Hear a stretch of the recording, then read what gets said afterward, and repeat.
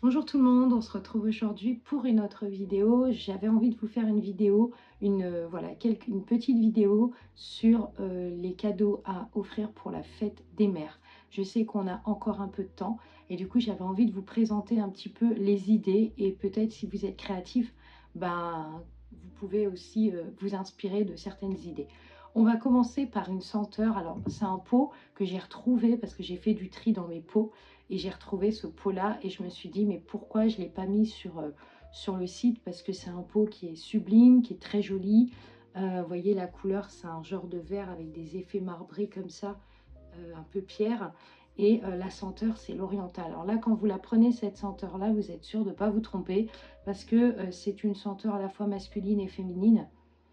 Et ça vous plonge vraiment dans les déserts de l'Orient. Clairement, ça a une vraie senteur de patchouli, de musc et de menthe. Donc, ce qu'on retrouve vraiment dans l'univers oriental, le menthe, le thé à la menthe, le patchouli et le musc, ce sont comment dire, ce sont des fragrances qui sont très, très, très basées sur l'Orient, notamment le patchouli et le musc. Et c'est vrai que celle-là, j'avais beaucoup, beaucoup aimé. Même moi, je suis très, très fan de ce parfum. Et je me disais, pour la fête des mères, ça peut être bien parce que du coup, c'est un parfum qui fait assez femme. Enfin, c'est une fragrance qui fait assez femme et qui peut plaire, voilà, aux mamans. Donc, j'avais cette idée-là. Ensuite, si vous avez envie de faire plaisir, vous pouvez offrir un petit plateau à visage comme ça. Vous voyez, il y en a plein sur le site, je vais vous montrer. Mais vous les avez en plusieurs coloris dans la gamme. Alors, attendez, je me mets en même temps sur mon site. Donc, dans la gamme Harmony Home, vous avez les vases décoratifs en gesmonite. Alors, attendez, voilà, les plateaux décoratifs visage. Donc, vous les trouvez, attendez, je vais enlever vous allez bien voir. Voilà, comme ça, et vous pouvez les avoir en plusieurs coloris. Il y a terracotta, il y a blanc. Ça, c'est un cadeau qui peut énormément plaire parce que c'est sobre, c'est simple et c'est très facile à mettre chez soi. C'est une belle décoration, ça donne tout de suite une, voilà, une dimension un peu méditation et ça plaît énormément ce genre de plateau. Voilà, je vous mettrai aussi en photo ici parce que là, je ne l'ai pas sur moi, elle est en bas. Les statues à visage, ça aussi c'est pareil, vous êtes sûr de ne pas vous tromper, c'est un cadeau qui peut plaire et qui va, voilà, qui est pas très très cher et qui peut être très agréable à offrir aussi. Et vous avez un best, je trouve, c'est le vase à cœur comme ça, terracotta blanc, moutarde ou d'autres coloris. En ce moment, il y a le lilas et il y a le bleu, il y a le vert menthe. Et ça, vous êtes sûr que quand vous offrez ça, c'est une valeur sûre. C'est un petit vase tout mini, tout, voilà, tout simple, mais qui va tout de suite trouver sa place et va amener ce charme dans la déco de la maison. Donc voilà, ça, vous êtes sûr que vous ne vous trompez pas sur ce genre de cadeau. Voilà, j'ai pas grand chose. Après, vous avez, je vous mettrai ici, mais vous avez une bougie. Les bougies, c'est toujours une valeur sûre. C'est quelque chose qui plaît tout le temps. La bougie, c'est un cadeau qui est à la fois émotionnel et à la fois par l'odeur et par la lumière. Ça amène quelque chose. Donc, vous êtes sûr de ne pas vous tromper pour les bougies. Et puis ensuite, pour celles qui sont un petit peu créatives, j'ai pensé à vous. Tout simplement des plateaux en résine comme ça, vous voyez, des plateaux en résine comme ça avec des fleurs séchées intégrées, des perles, et là vous êtes sûr que c'est un cadeau qui va plaire. Clairement, ça, vous offrez ça, vous êtes sûr que les gens vont adorer. Alors moi, je n'en ai pas sur le site parce que j'en avais à l'époque, il y a un petit moment de ça, mais je les ai enlevés, enfin ils se sont vendus en fait et j'en ai pas refait. Et du coup, j'ai retrouvé des plateaux que j'avais fait il y a un petit moment et du coup, je voulais vous montrer ça. Donc ça, c'est pas très compliqué pour celles qui veulent le faire. Vous avez tout simplement à aller sur Amazon, vous prenez des moules, ce qu'on appelle des moules plateaux, résine époxy, vous prenez ça, vous allez chez un fleuriste, vous achetez des fleurs séchées, vous prenez la résine, donc je vais vous montrer, je vais vous mettre le nom ici, la EC 141F, je crois, je ne sais plus exactement, ou la AE, bon, enfin je vous la mettrai ici, où vous pouvez prendre tout simplement une résine assez, voilà, il n'y a pas vraiment besoin de pour un cadeau, ça sèche, ça prendra un peu de temps pour sécher, mais vous avez 24 heures, donc ça va. Vous n'avez plus qu'à en fait déposer vos fleurs séchées sur le moule, clairement. Donc vous prenez votre moule, vous déposez vos fleurs séchées, vous mettez des petites perles, nacrées, c'est très joli, ça ressort du coup l'aspect fleur. Vous mettez des petites perles et vous versez votre résine dessus, vous laissez sécher entre 24 heures et 48 heures pour être sûr d'avoir voilà, un truc qui soit assez dur. Et après, vous démoulez et vous avez ça. Vous pouvez aussi, si vous avez envie d'avoir quelque chose d'un peu plus colorié, vous pouvez rajouter une petite goutte de pigment rose ou une petite goutte de pigment bleu. Ça fait un peu comme la mer. Et ça, vous êtes sûr que quand vous offrez ça, c'est une valeur sûre, ça plaît automatiquement. Donc voilà, ce sont des petites idées de créativité si vous avez envie de faire ça. Donc je vais vous mettre tout de suite la suite de la vidéo. J'espère que ça vous plaira et voilà, je vous mets tout de suite la suite. Du coup, je vous reprends à l'atelier. Je me suis posée un petit peu parce que là, j'arrête pas depuis ce matin. Je suis en train de ranger, je suis en train de faire le point sur les fragrances. Je suis en train aussi de voir pour les moules ce qui me reste parce que j'ai tellement de moules pareil, il faut que je m'en sépare. Il y a des trucs que j'utilise plus, il y en a même, je les ai même pas ouverts. Donc voilà. J'en ai profité aussi pour monter des pots que j'avais laissés en bas. Donc j'ai retrouvé des pots qui étaient sublimes que j'avais fait mais je ne les ai jamais proposés. Donc voilà, donc c'est un peu ça le problème avec la Jesmonite, c'est qu'à un moment, bah, plus vous en faites et plus vous avez envie de créer des choses. Et voilà, je vais vous montrer, j'ai fait des petites créations. Alors c'est pas grand chose, hein. J'ai fait 2 paires de boucles d'oreilles, non 3, pas 3 pardon, et je les trouve trop belles. Je vais vous les présenter, donc les premières c'est celles-là, je vais vous les montrer portées, hein. J'ai eu le coup de cœur sur cette paire de boucles d'oreilles, je sais pas pourquoi, mais j'ai adoré. Elles sont trop belles. Regardez-moi ça. Oh, elles sont sublimes avec le gros cœur blanc là comme ça, avec l'aspect doré, enfin pailleté en haut et doré. Je les ai trouvées trop belles. J'ai fait ça, alors je sais pas quelle couleur faire en fait. Je me dis, est-ce que je fais des couleurs flashy ou est-ce que je reste sur du sobre comme ça, du blanc comme ça. Donc j'ai fait cette paire là en résine. J'ai fait quelques petites créations là. Ensuite j'ai fait celle-là. Ce sont des petits serpents. Je sais pas pourquoi, j'avais un moule en forme de serpent et je me suis dit, tiens, je vais faire ça. Elles sont en lilas avec des feuilles d'or incrustées dans le moule. Ça n'a pas été facile à faire celle-là par contre, mais je vais vous montrer. Elles sont trop belles. J'adore. Franchement, elles sont trop belles. J'adore. Franchement, c'est simple, c'est joli, c'est léger, ça gêne pas du tout. Et voilà, pareil, je ne sais pas en quel coloris faire. J'avais envie de tester en noir et en doré, ça peut être joli aussi. Voilà, ensuite j'ai fait des créoles, mais des magnifiques créoles. Je ne sais pas si vous allez bien voir, mais avec des feuilles d'or et j'arrive à chaque fois que j'essaye de mettre les boucles d'oreilles, j'y arrive pas. C'est bon.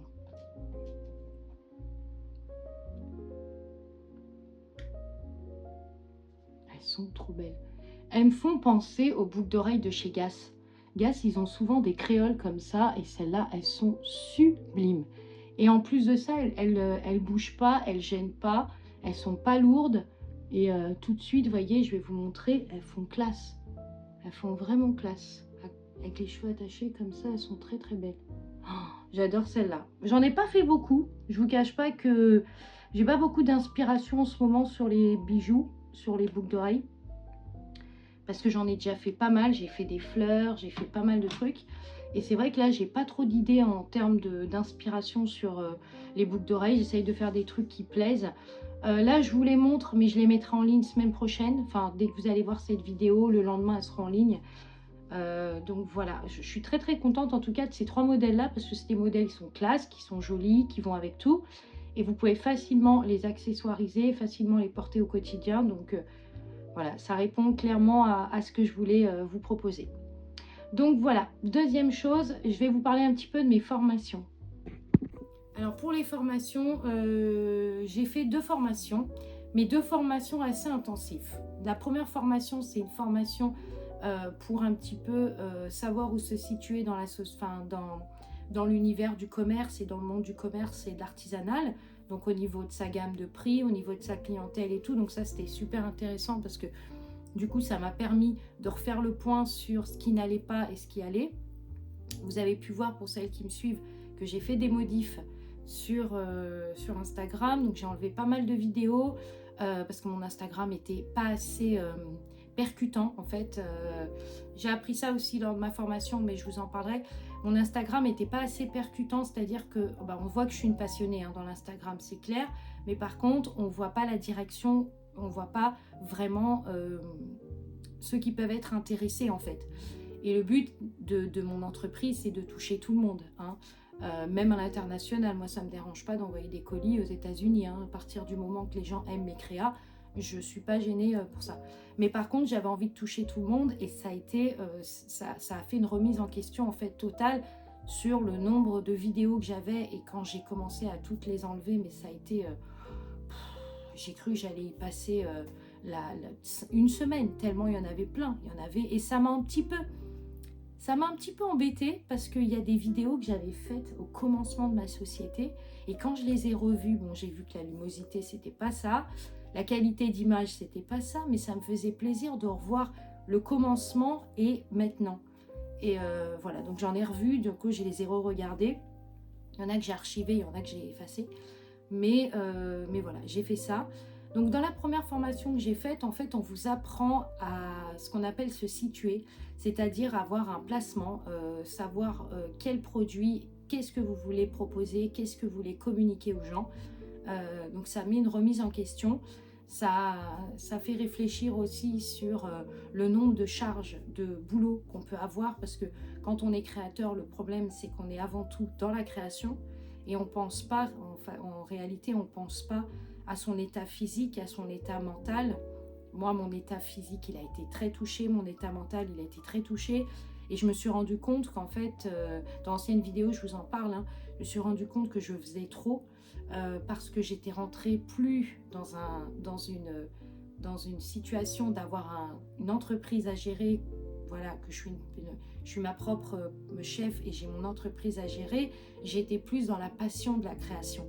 Et c'est parti dans des trucs, des créations que je ne vous ai même pas montrées, des créations que j'ai jamais faites, parce que ça prenait trop d'ampleur et ça me perdait un petit peu en fait dans ce que j'avais envie de proposer.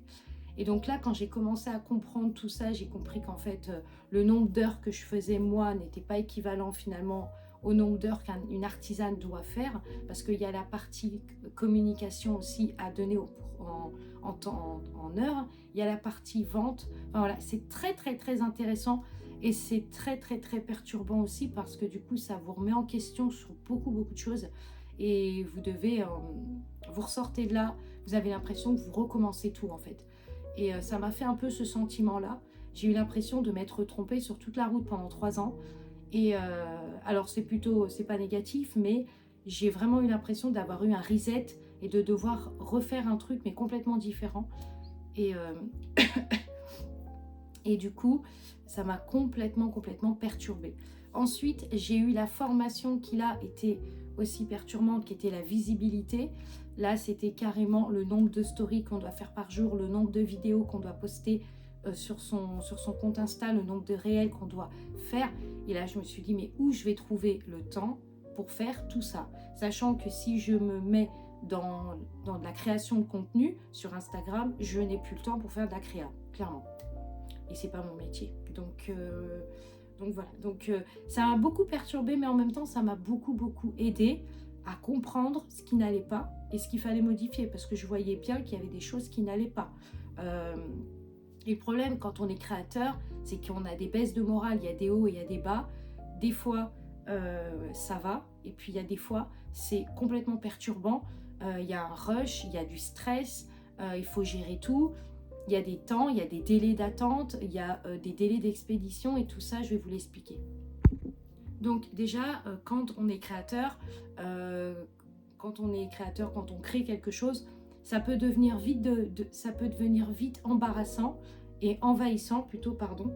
Ça peut devenir vite envahissant parce qu'en fait, on n'a pas trop de limites. C'est-à-dire que nous, on est dans l'idée de fabriquer, de créer, mais au final, parfois, on puise dans la formation que j'ai faite, on parlait justement d'énergie et on n'a pas beaucoup d'énergie et le fait qu'on crée, en fait on dépasse les limites, ce qui peut pousser à faire des burn-out parce qu'en fait on ne se rend pas compte de tout ce qu'on investit au niveau énergie et on se retrouve vite perdu, on commence à péter des plombs, on commence à remettre tout en doute. C'est vraiment si aujourd'hui on m'avait dit est-ce que tu voudrais refaire une société, je vous cache pas que je pense que je dirais non, parce que j'adore ce que je fais, c'est pas le problème, mais c'est trop stressant en fait. Ça met beaucoup de stress qui n'a pas lieu d'être, mais c'est surtout un stress envers soi-même, pas envers les autres. C'est un stress envers soi-même pour que ça soit bien, parfait, que ça sente bon, enfin voilà. Mais la partie création, c'est particulier. La partie création, c'est autre chose. La création, elle peut devenir vite envahissante dans le sens où on peut ne plus avoir de limites. On peut créer jusqu'à l'infini et sans s'arrêter. Et ces formations-là sont faites justement pour nous limiter et nous rappeler à l'ordre avant tout que si on a créé une micro-entreprise, c'est qu'on est avant tout notre propre chef, notre propre patronne ou notre propre patron. Donc on doit gérer une entreprise et on n'est pas là pour faire que de la création et pour faire des vidéos que de création. Donc en fait, ça vous remet vraiment le doute et ça vous fait poser beaucoup de questions, mais vous ressortez de là quand même en ayant rechargé les batteries, en ayant plus confiance en ce que vous faites et en ayant moins peur aussi de la suite en fait. Ça, c'est une réalité. Ensuite, dans ces formations, il est proposé ce qu'on appelle 3 cartes. Ces 3 cartes pour se situer. On a les cartes dépôt-vente, les cartes revendeurs et les cartes vente en direct. Donc vente en direct, pour ceux qui ne savent pas, c'est du e-commerce, de la vente en ligne. Quand on arrive à se situer sur les 3 cartes, quand on arrive à trouver réellement ce qu'on veut faire, déjà, on sait où on va. C'est-à-dire que, par exemple, moi, je sais que je suis très vente en ligne, mais je suis aussi concept store. Donc, du coup, le travail n'est pas le même, je ne vise pas les mêmes personnes, j'ai un temps, j'ai des heures qui sont plus définies, c'est pas du tout la même chose que, par exemple, quelqu'un qui va faire que de la vente en ligne ou qui va faire du volume. Quelqu'un qui va faire du volume va avoir une surcharge de boulot beaucoup plus supérieure à la mienne, qui, moi, va avoir une surcharge de boulot un peu moins importante que celui qui fait du volume, parce que tout simplement, je vais faire sur mesure, je vais créer des créations sur mesure. Je vais avoir une clientèle qui va demander des personnalisations. Donc, vous voyez, c'est pas la même chose. Donc ça m'a fait du bien de savoir, ça m'a permis un petit peu de faire la paix avec moi-même sur le fait que je ne comprenais pas un moment que j'y arrivais pas. Je me disais que si c'était comme ça, je préférerais tout arrêter. Enfin voilà, j'étais plus dans une période négative et ces formations sont arrivées pile poil au bon moment. Ensuite, on va parler de ma mastopathie diabétique. Bon, pour ceux qui viennent de s'abonner et qui ne connaissent pas, j'ai attrapé ce qu'on appelle une mastopathie diabétique. C'est une complication du diabète très rare qui recense que 2 cas dans le monde, enfin 200 cas dans le monde entier. C'est une pathologie méconnue, une complication méconnue et qui en même temps, les médecins ont un petit peu peur de cette pathologie parce qu'il n'y a pas assez d'études pour pouvoir se projeter sur des traitements, sur des choses, des machins. Donc pour ceux qui ont suivi, je vous en ai parlé dans une vidéo, j'attendais un rendez-vous au mois de mai avec un chirurgien à la fois esthétique et gynécologique. J'attendais ce rendez-vous parce que c'est tout simplement lui qui pourrait donner son autorisation ou pas de m'opérer. Et ce qui s'est passé, c'est que j'ai été au rendez-vous, donc je l'ai vu. J'ai été au rendez-vous, j'étais toute impatiente, toute contente. Je me suis dit, enfin, on va trouver une solution parce que pour ceux qui ne savent pas, ça fait 2 ans que j'ai cette pathologie-là. Je vous mettrai vraiment la signification de la pathologie. Ça fait 2 ans, presque, 2 ans, 2 ans et demi que j'ai ça. Et je ne vous cache pas que c'est invivable. Clairement, c'est invivable. Je ne le souhaite même pas à mon pire ennemi, clairement. C'est horrible. Je ne peux pas vous expliquer les sensations. Voilà, c'est une femme qui est en période de règles, mais tout le temps. Vous voyez, c'est vraiment tout le temps des douleurs, tout le temps des douleurs. Des douleurs, des étirements, enfin des picotements, des brûlures, enfin vraiment, c'est vraiment désagréable. Et en même temps, on sent qu'il y a quelque chose qui n'est pas normal. C'est-à-dire qu'en plus de toutes ces douleurs-là, vous avez le corps qui change, vous avez une masse qui s'installe, ça fait mal et vous ne savez pas ce que c'est. Clairement, vous ne savez pas ce que c'est. Donc finalement, après avoir vu des médecins, on a fini par déterminer qu'en fait c'était des globules blancs qui se stockaient à cet endroit-là et qui faisaient de l'enduration, donc qui gonflaient et qui permettaient en fait d'installer une infection. Alors infection sans infection, enfin c'est un peu spécial. Donc le chirurgien que j'ai vu a finalement fini par accepter de m'opérer. Du coup, il m'explique qu'il n'y a aucun problème, on peut passer à l'opération, mais avant de m'opérer en étant diabétique, alors pour ceux qui ne savent pas, je suis diabétique de type 1, insulino-dépendant. Ça veut dire que j'ai le diabète de l'enfant, un des pires, clairement. C'est le diabète, pour moi, qui est le pire, le 1. Parce que c'est de l'insuline à vie. Et puis, c'est les complications qui peuvent arriver à tout moment. Donc, voilà. Donc, j'ai ça. Et donc, en ayant cette maladie-là, j'ai plus de risques d'infection. J'ai plus de risques de cicatrisation qui ne se fasse pas. Donc, du coup, il y a beaucoup plus de risques pour moi de me faire opérer et que ça se passe mal que pour une personne lambda. Donc, pour vous expliquer un petit peu, donc on a conclu du coup, après mon rendez-vous avec lui, que j'allais pouvoir être opérée. Il a été d'accord, il m'a dit, il n'y a aucun problème, je vais vous opérer. Et le lendemain, mais genre vers 15 h ou un truc comme ça, ou je ne sais plus exactement, il m'appelle et là, il me dit, bah non, finalement, je ne peux pas vous opérer. Et voilà qui me sort tous les risques. Premier risque qui fait qu'il ne peut pas m'opérer, c'est que quand on fait une ablation, donc une ablation, pour ceux qui ne savent pas, c'est enlever complètement la poitrine, on coupe en fait, sans rentrer dans les détails gore, on coupe, et ben ça nécessite derrière une greffe de peau. Et la greffe de peau, on va bien la chercher quelque part. Donc ça, c'est le premier élément. Donc ça, j'étais pas au courant de ça. Deuxième chose, c'est que vous risquez une cicatrisation. Pour ceux qui savent, le diabète, on a énormément de difficultés à cicatriser. C'est très très long, ça met du temps. Enfin voilà, je ne sais pas, c'est notre corps qui est comme ça. Mais du coup, il y a un risque de cicatrisation qui est puissant, qui est hyper long et qui risque de s'infecter. Et la troisième, qui est une des pires, c'est qu'à force justement de ne pas avoir une cicatrisation qui se fasse bien, on risque ce qu'on appelle une septicémie, une infection du sang. Donc là, on risque clairement d'y passer. Donc quand il m'a sorti tout le tableau, là, je lui ai dit, bon, vous savez quoi, on va peut-être éviter de faire l'opération finalement. Et donc, il m'a proposé un traitement qui est utilisé pour les personnes qui ont le cancer. Un traitement qui est utilisé pour les personnes qui ont le cancer, les personnes qui sont atteintes de psoriasisme et les personnes qui sont atteintes de glaucome, de maladie de Charcot. Enfin, vraiment, c'est un traitement assez spécial. Je vous mettrai le nom ici. J'en ai entendu parler parce qu'il y a des gens autour de moi qui refusent de le prendre.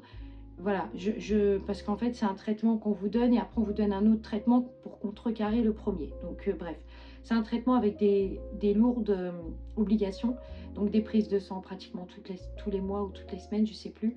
Vous avez aussi une prise en charge régulière, voilà. Et surtout, avant tout, vous avez les effets secondaires qui sont perte d'appétit, malaise, fatigue intense, enfin, vraiment des trucs qui peuvent vous permettre de ne plus rien faire, quoi.